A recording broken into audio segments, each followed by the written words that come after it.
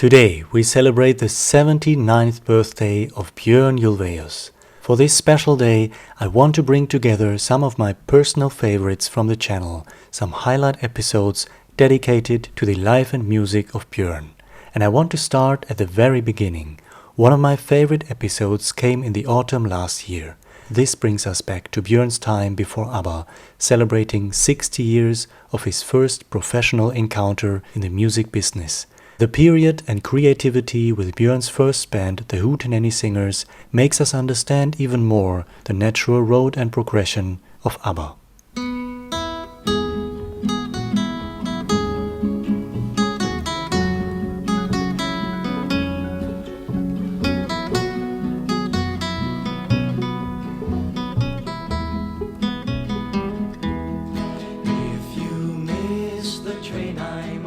Hey.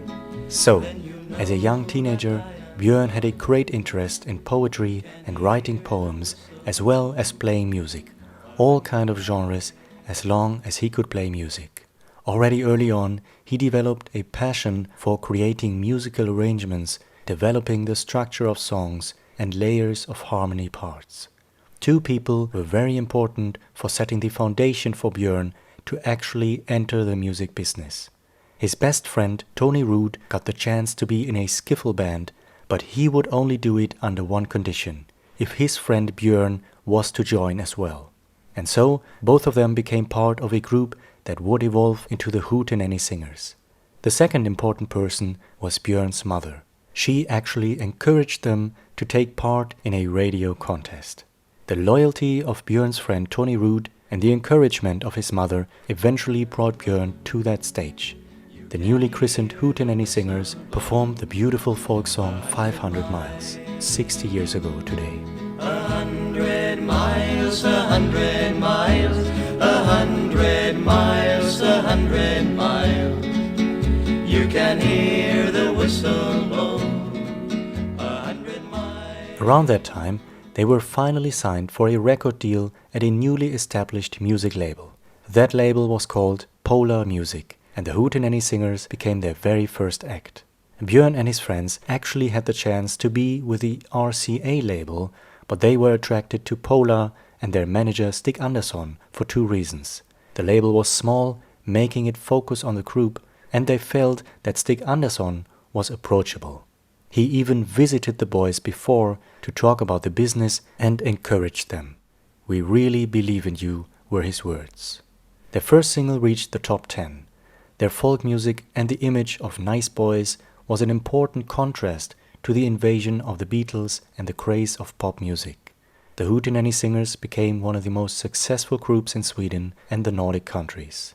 In their first year, 1964, they played more than 150 concerts, as they would every year, filled with radio and TV appearances, and they even participated in their first feature film comedy. That my hands was cold. In subsequent years, the Hootenanny singers had many big hits, but more intriguingly, their studio albums got more intricate and more ambitious.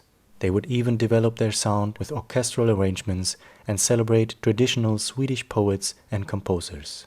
Their fourth studio album in 1965 became their first record to contain own compositions written by Björn. No Time and Time to Move Along are, in my opinion, amazing folk rock songs. There is also a German version of Time to Move Along, Nimm dein Banjo dir zur Hand, and I get goosebumps when, on those songs, their harmonies open up, singing about existential themes. A subsequent composition, Baby Those Are the Rules, became the Hootenanny singers' biggest pop hit and reached number 2. Today, Björn is celebrated for his lyrics, but on many of these early compositions he composed the music, and listening to those pure compositions prove that he was a marvelous composer of music. Björn not only became more and more ambitious as a songwriter, but as co-producer already on their next album. By that time, there was also a strong creative bond of unity within the Hootenanny singers. That bond would peak on their album from 1973. With all this experience, it is fascinating how their path crossed with 3 other individual artists from Sweden, who would later come together with Björn as one of the best loved groups in pop history, ABBA. On that fateful stage appearance 60 years ago, another ambitious 17-year-old singer took part in the contest. Her name was Annifrid Lyngstad, and she even shared the stage with Björn at the end of the show when prizes and flowers were given. They don't remember to have seen each other yet. A few years later, a young Agneta Fältskog was in the audience on one of the Hootenanny singers' concerts. She laid eyes on Björn, as did all of her girlfriends. This is the single that Agneta asked Björn to send her as a signed copy, which he happily did. Sometime later, Björn listened to the radio and suddenly heard a beautiful female voice. He fell in love with it without knowing that it was that girl from the concert, one of his fans, Agneta Fältskog. Even more crucial for the artistic evolution and success of ABBA were other factors in the story of the Hootenanny singers. They were only really successful in the Nordic countries, but Stig Andersson always tried to break through and had great ambitions to make it international with the Hootenanny singers. All those many lessons learned, the experience, especially within the European market, paid off a decade later with ABBA. It's also important to remember that the foundation of Polar music was the success of the Hootenanny singers, and many of their albums during the late 60s were engineered by none other than Michael Bitretov, that ingenious record producer who would later nail the sound of ABBA. But above all, the work with the Hootenanny singers eventually brought Björn together with Benny Andersson when they crossed paths during a concert tour. Benny, with his rock band the Hapstars, was ironically always keen on playing folk music. Björn, who played folk music with his band, was always keen on pop. So it seemed to be the perfect match. If we take a look at the one and only solo album of Björn and Benny from 1970, it has this beautiful blend of folk and pop. The Hootenanny singers released 16 studio albums, the final two in 1979 and 1982, both without Björn. Over the years, there were some beautiful reunion moments. In 1989 on a television show, in 2005 for a stage performance, and at some point with a snowy landscape in the background. Johann Karlberg had died in 1992, Hans Schwarz in 2013. Today, the only surviving member of the Hootenanny singers next to Björn is his loyal childhood friend Tony Root.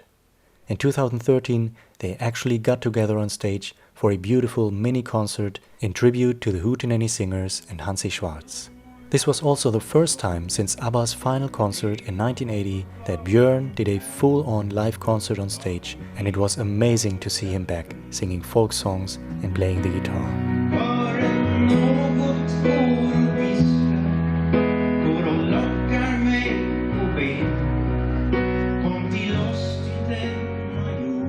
Last summer, Björn and Tony were together again in their hometown Västervik, where they were honored with a plaque for the Hootenanny singers.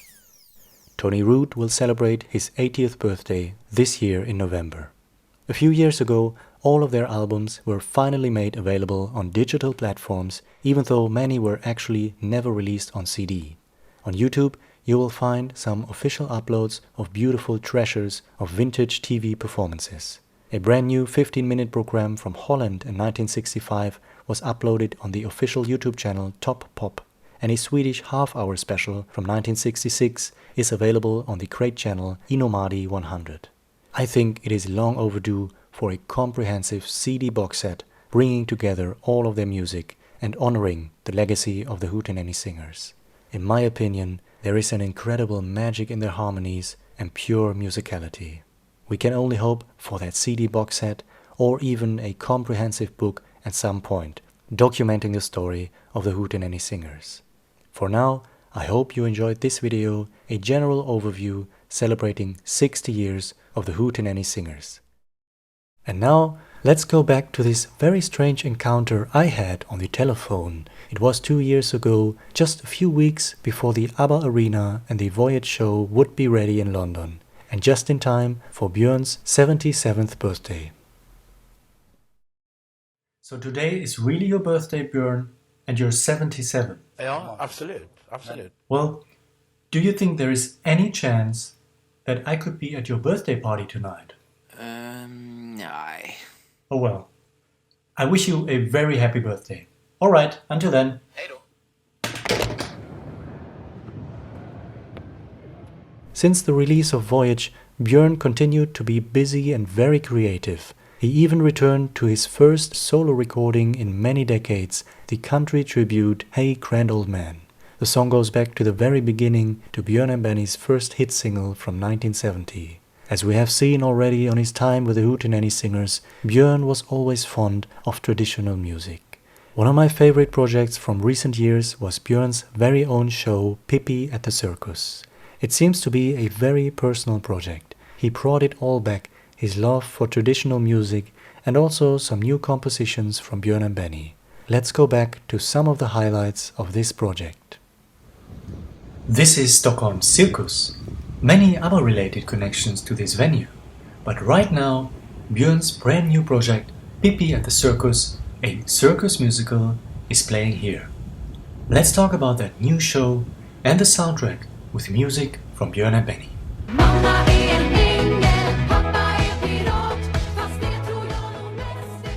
Hey!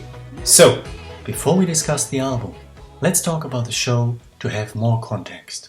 So, Pippi på Circus is an actual circus. It's a 90-minute circus show from start to finish. And Pippi and her friends, Tommy and Annika, are watching that circus. So we as an audience are seeing what they see, we are watching with their eyes. But there is also an actual story going on with those characters interwoven with the circus action. And this mixture is actually marvelously done. It is seamless. I think it's quite nice to see the show at least twice, because there's so much action and a lot of characters. But the story and show are also layered and deep.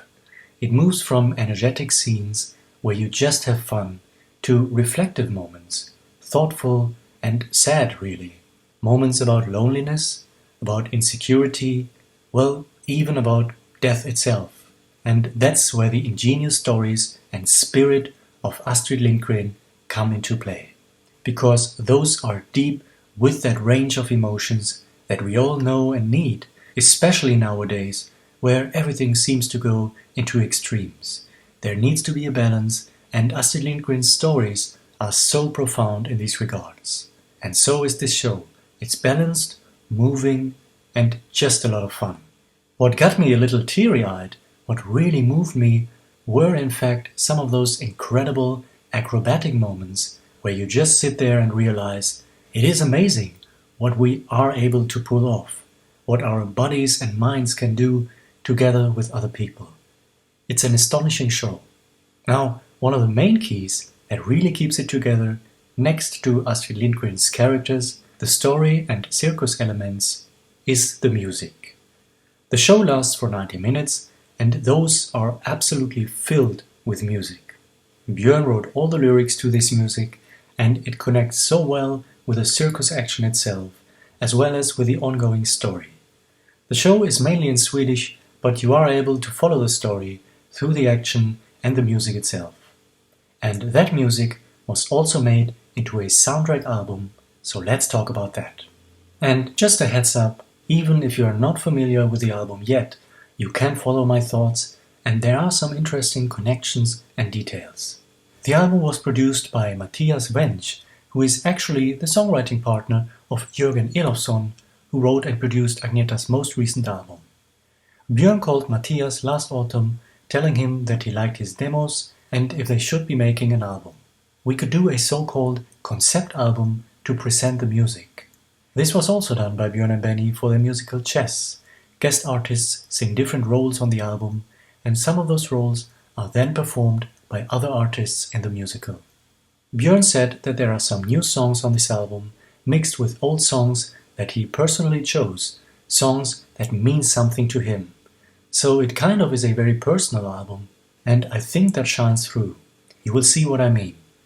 The album has 11 songs. 4 of the songs are written by Björn and Benny, from which 2 are old compositions with new lyrics, and 2 are brand new compositions. With this project, Björn wanted to create something that, in his words, hasn't been done before, the mixture of circus and musical.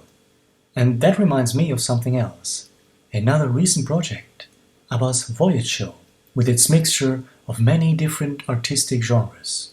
And like with Voyage, Björn is also mixing old and new, For Pippi again, not only taking a classic story and moving it forward into new artistic grounds, but capturing that spirit on the very soundtrack. We go from brand new compositions to old songs with new lyrics. We travel through the years, sometimes 100 years back, sometimes into the 60s and 70s, and we travel to different countries, from Uruguay to Spain, Argentina and Russia, with different musical styles, from modern synthpop to paso doble, tango, and of course Swedish folk. That's what it has always been about with ABBA and their entire work, variety. This is perfectly captured in Pippi por Circus and wrapped into a brilliant show and album for children and all of us to enjoy. I think it's wonderful to see a musical project just done by Björn himself, and you can feel that he put all his creativity and personality into this show. Last year, Björn opened his very own personal Instagram channel. Very soon I realized that he is keeping us informed about all kinds of activities almost on a daily basis, so much so that we can put together a diary chronicle. There were some beautiful moments over the past few months, so let's go through some of Björn's highlights from Instagram. It all kicked off in September 2023 when Björn was in Cologne, Germany for the cinema screening of ABBA the movie. Then Björn took the day off and enjoyed a beautiful kayak trip on what he called the last days of summer. We got more insights into Björn's activities of his private life when he was pictured in nature again, this time picking mushrooms. In the autumn, he shared his walk through Stockholm to some beautiful spots. For Christmas time, Björn was seen shopping, holding an apple, creating a gingerbread house and having dinner. On Christmas Day, Björn sent us a video montage of his time on holiday. A Merry Christmas to all of you from Björn, who is happy but not in Hawaii. The video shows Björn enjoying his time on an island far off, riding a bicycle on the beach, kayaking on the crystal clear water, and diving to meet the fish.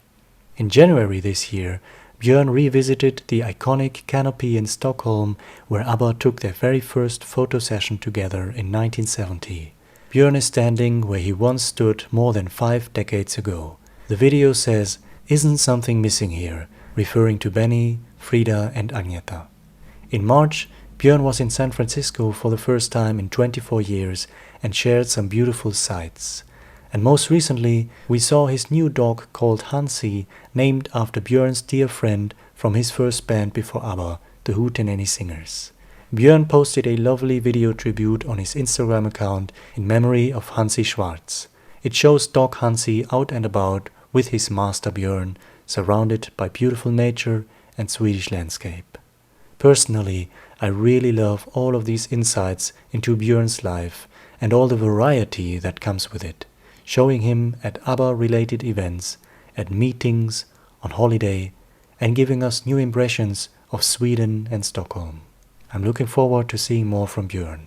To round it all off for today, here is the brother video to Agneta and Frida, the ABBA reunion when Björn expressed his faith and love to Benny and back, one of the most precious and certainly strongest lasting relationships in the history of pop. Let's enjoy it one more time. Last time we talked about the strong bond between Frida and Agneta and our favorite moments when they expressed their appreciation and love for one another. Today I want to keep it a bit more sentimental and give it up for Björn and Benny.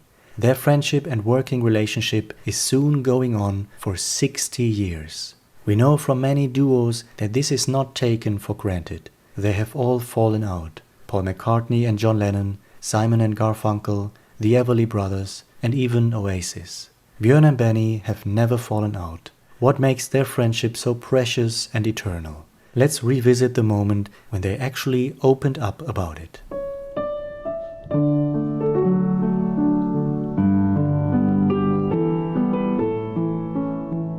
Hey. So, like last time, today's video also takes us back to 2 crucial moments. Once again, one from the very early years and one from recently, from last year in May, when Björn and Benny had their most recent moment together in an interview. This is what Benny had to say. What we've achieved together, keeps us together. He said that they've shared so many things, which goes for the ladies too, Frida and Agneta. This eternal bond always seemed to have its foundation in compassion and loyalty. In Björn and Benny's case, it takes us back to 1971. We talked about this important moment last year, but it is so precious that I want to bring it back. It was an idyllic summer's day in July 1971. Björn was about to receive an important offer from manager Stig Andersson. He should become the new house producer for Stig's record company Polar Music. Stig took a boat ride with Björn to approach him with his offer, and Björn's answer would prove his loyalty and courage to his friend Benny. Björn replied, "I'd love to come working for you, but you've got to take on Benny as well. I won't take the job without Benny." Stig cleared his throat. "Well, I really can't afford to hire more than one guy." Björn gazed out over the lake and thought for a second or two. "If we split the salary, will you then take on the two of us?" And that's what Stig did, and because of the loyalty of Björn, Björn and Benny became the new house producers of Polar Music. Benny never forgot Björn's faithful action. It was a damned generous gesture on Björn's part. In an interview from 2012 for Finnish TV, Benny said this about Björn. Är ni bästa vänner? Jag och Björn? Ja, det tror jag kan säga. Vi är i alla fall våra äldsta vänner. Björn och jag, vi har känt varandra i 45 år, tror jag. Så det är helt otroligt. Så man har liksom som en brorsa. On the same occasion, Björn was asked about Benny. This is what he said. Björn, Ja. vad är det bästa med Benny? Han är vänfast, han är lojal, man kan lita på honom till 100%. Han är ofta rolig och han är oerhört begåvad. Han är som en bror. Last year, they were asked why they think this friendship has endured. Benny said, "We rarely meet. Actually, we meet like every week, but that's about work. But we don't socialize, we don't go out for dinner or visit each other's homes to have a drink." He also said that they've never fallen out. They constantly have their difference of opinions, but Benny said that it doesn't matter. Because what we've achieved together, keeps us together, I think. Yeah. We've shared so many things. Goes for the ladies too, I think, Frida and Agneta. So, no, we're good. Yeah. It's fantastic, isn't it? It is. It really is. 57 years. Yeah. Björn and Benny have written the soundtrack of our lives. They united Agneta and Frida in voice and music. I think it's indicative that the ladies never recorded together as lead performers for any other songwriter apart from Björn and Benny. Let's give it up for Benny Andersson and Björn Ulvaeus. I hope you enjoyed this greatest hits run-through for today. I think it gave us a nice feeling for the artistry of Björn Ulvaeus, his approach to music and life, and also for the person that he is from everything we know. Let me know your thoughts and feelings in the comments below. Happy birthday to Björn Ulvaeus. We love you so much. Alright, until then, hej då!